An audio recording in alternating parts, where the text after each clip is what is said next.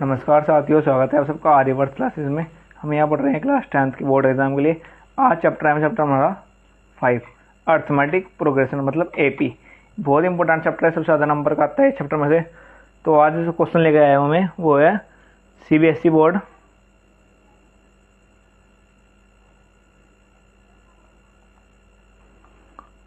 2014 में आया हुआ था, 15 में भी। ठीक, तो इसलिए ध्यान से देखना इस वीडियो को, बहुत इंपॉर्टेंट क्वेश्चन है। क्वेश्चन क्या है भाई, Yasmin saves 32 rupees during the first month, मतलब उसने पहले महीने 32 रुपये बचाए, and 36 rupees in the second month, और दूसरे महीने बचाए उसने भाई कितने 36 रुपये, और 40 इन द थर्ड मंथ, और तीसरे महीने बताए उसने 40 रुपये उसने सेव किया।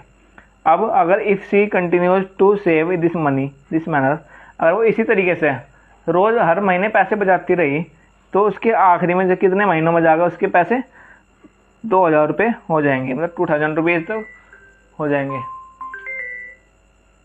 ठीक, ये हमको इसमें बताना है। तो देखो जब एपी कैसे बनेगी इसकी,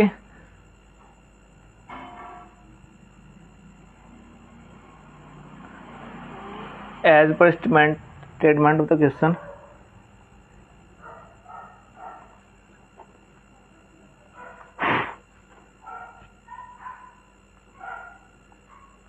क्या भाई कि पहले महीने में तो उसने बचाए 32 रुपये, तो मैंने यहाँ 32 लिख दिया, प्लस दूसरे महीने में बताया उसने 36 रुपये 36 लिख दिया, तीसरे महीने में उसने सेव किए 40 रुपीज़, तो मैंने यहाँ पे 40 लिख दिया, और ऐसे ही चलता रहा एंड टर्म तक। उसके पास कितने रुपये इकट्ठे हुए, 2000 रुपीज़ के पास इकट्ठे हुए। तो हमें बताना कि भाई वो कितने महीने में हुए, इसका मतलब उसे कितने नंबर ऑफ टाइम लगा उसे पैसों को इकट्ठा करने में। तो इसमें हमें एक वैल्यू दी हुई 32, डी की अगर वैल्यू मैं निकाल लूँगा तो यहाँ से इसमें घटा दूँगा, इसे कितना आ गए 4। ठीक, आई बात सुन। और भाई जो ये है सम कितना दिया हुआ इसका, उधर वो दिया हुआ 2000 रुपये, मतलब ऐसा जो दिया हुआ वो दिया हुआ 2000 रुपये। हमें निकालनी इसमें एन की वैल्यू, आई बात सुन। तो देखो एसएम का फॉर्मूला क्या होता है, एसएम का मतलब सम ऑफ नंबर्स कितना होता है वो n/2 इंटू 2a प्लस के n-1 इंटू डी। ये हो गया कहाँ आएगा एसएम का फॉर्मूला। ठीक, अब एसएम दिया हुआ हमारे पास कितने 2000 रुपये चाहिए उसने पूरे मिलाकर टोटल, एन हमें निकालना 2/2/2a। ए की वैल्यू क्या है यहाँ पर 32 रख दी बनना, प्लस एन की वैल्यू हमें निकालनी -1, डी की वैल्यू कितनी दी हुई है हमें 4, तो मैंने यहाँ पे 4 रख दी। इसे सोल्व करता हूँ, इसे 2 को इधर भेज दूँ, यहाँ डिवाइड माना इधर जाएगा मल्टीप्लाई में, तो इसके हिसाब से मल्टीप्लाई की कितना आ गया 4000। जब ये इधर मल्टीप्लाई में आया यहाँ पर क्या होता है एन, अब 32 2 जगह कितने हो गए 64, प्लस एन की मल्टीप्लाई में साथ कर दूँ 4n माइनस के इसकी मल्टीप्लाई करी 4, तो 4000 इक्वल टू एन। तो सर तो यहाँ 64 प्लस का है, ये माइनस का तो घट जाएंगे, कितना चला 4n प्लस के इसमें से गए 60, तो 4000 बराबर, अब एन क्यों इसके साथ कर लो, इसमें करी एन स्क्वायर और इसमें करी 60n। ठीक, ये आ गया। इस पूरी इक्वेशन को डिवाइड हो रही है कहाँ से 4 से डिवाइड हो रही है, तो मैं 4 से डिवाइड कर लूँ, डिवाइड बाय 4। अगर यहाँ 4 से डिवाइड करो कितना आ गया 1000 बराबर, यहाँ 4 से डिवाइड करा एन स्क्वायर, यहाँ 4 से डिवाइड करूँगा तो कितना आएगा 15n। अब इसे इधर ले उठा के एन स्क्वायर प्लस के 15n माइनस के 1000, ये हो गई इक्वेशन, क्वाड्रेटिक इक्वेशन बन गई। अब ये वजह सॉल्व करनी है, सॉल्व करने का तो वहाँ पर बता कि भाई जो लास्ट में नंबर लिखा उसी को ना करके यहाँ पर जो कोई कोफिशिएंट होगा इसका क्या है 1, मल्टीप्लाई करने तो मल्टीप्लाई करने पर आवा 1000 और माइनस करने पर आवा 15। तो ऐसा नंबर सोचो, मतलब कि अगर हम ना मल्टीप्लाई करेंगे तो आएगा 1000 और अगर हम माइनस करेंगे तो आएगा 15। तो थोड़ा सा दिमाग लगाओ, देखो क्या होंगे वे नंबर कि भाई जो हमारे पास क्वाड्रेटिक इक्वेशन क्या थी एन स्क्वायर प्लस के 15 एन माइनस के 1000 बराबर 0,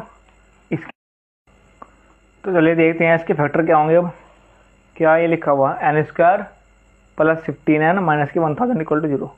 तो इसके फैक्टर कैसे नंबर को मल्टीप्लाई करने बता हुआ 1000 और माइनस करने पावा 15। तो वे नंबर होंगे एन स्क्वायर प्लस के क्या, अगर सोचो थोड़ा सा भाई, ये नंबर होंगे अगर मैं 40 और 25 लूँ, 25 चौका हो गए 100, ये जीरो यहाँ आ गई, 40 गुना कर दी ये आ गया, और इसमें से माइनस लूँगा तो आएगा क्या 15। तो नंबर हो गए भाई 25 और 40। तो लिखेंगे कैसे ना 40 मैंने पहले लिख दिया, माइनस की 25 बाद में, और ये एन यहाँ जुगा तो माइनस के 1000 इक्वल टू 0 आ गया। अब एन स्क्वायर, अब इसकी मल्टीप्लाई यहाँ करूँ 40n माइनस की इसकी मल्टीप्लाई इसमें करी 25n माइनस की 1000 इक्वल टू आ गया 0। मतलब एन की मल्टीप्लाई पहले हमने इसके साथ करी, फिर हमने इसके साथ करी। अब यहाँ पे 4 के पेयर बन गए, दो के पेयर बन जाएंगे ना, एक इनमें से और एक इनमें से कॉमन 60 लेंगे हम, है ना। तो देखो इनमें से कॉमन क्या आ रहा n, यहाँ पे क्या था n प्लस 40 माइनस इनमें से कॉमन क्या होगा 25, यहाँ का जगह n। अब इसे क्या लिख सकूँ मैं 1000 को कि भाई 25 गुना 40 लिख सकूँ मैं इसे, है ना। 25 हमने बाहर ले लिया, क्या बचा यहाँ पर प्लस की 40 नहीं बच गया, जब माइनस ही बाहर आ गया तो यहाँ बच गया प्लस। तो देखो जो इसमें मारा वही माइनस की है, और ये बाहर लिखे हुए हैं, ये तो लिख दिया हमने एक साथ, और इन दोनों से ले लिया हमने एक ब्रैकेट बराबर 0। एन माइनस के 25 बराबर 0, पहले इस 0 बराबर रखते हैं, एन की वैल्यू होगी 25। अब इस 0 के बराबर रखेंगे n plus 40 equal to 0, n की वैल्यू आ गई माइनस के 40। अब देखते जो नंबर होते हैं ना, हम रिजेक्ट कर देंगे किसे, माइनस साइन को, rejecting n equal to minus 40, मतलब माइनस 40 लेने के नहीं, क्योंकि जो नंबर्स है, जो संख्या है दिनों की, वे माइनस में नहीं आने की, because number of terms can not be negative, way negative नहीं होती। हैंस यस मीन सेव 2000 रुपये। तो यस मीन 2000 रुपये कितने दिनों में बचाए इन 25 मंथ्स में, तो इसकी वैल्यू होगी 25। ठीक, ये हो गया आंसर खत्म। That's it, thank you.